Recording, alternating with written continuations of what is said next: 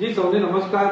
જે છેલ્લા 2 દિવસથી ખાસ કરીને દક્ષિણ ગુજરાતમાં જે એકદમ અતિ ભારે કમોસમી વરસાદ થઈ છે એના લીધે જે આપણા વલસાડ લોકસભાના ક્ષેત્રમાં આવતા વલસાડ, ડાંગ અને નવસારીના મોટા પાયે કેરી અને ડાંગરનું નુકસાન થયું છે અને પૂરી વર્ષ જ્યારે અમારા ખેડૂતો મહેનત કરે છે ત્યારે કેરી પકવે છે એમના મોટા પાયે આ કમોસમી વરસાદના લીધે કેરીનું નુકસાન થયું છે।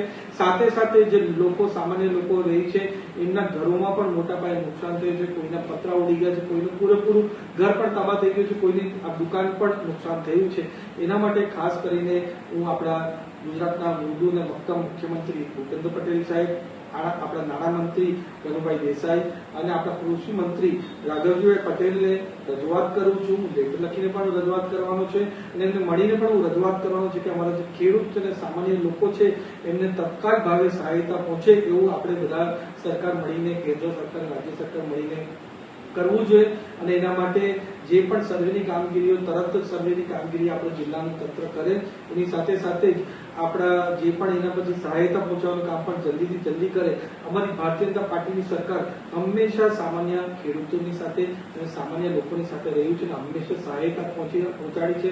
મને પૂરો વિશ્વાસ છે કે આ વખતે પણ જે ખેડૂતો છે અને સામાન્ય લોકો છે એને તત્કાલ ભાવે અમે સહાયતા પહોંચાડશું।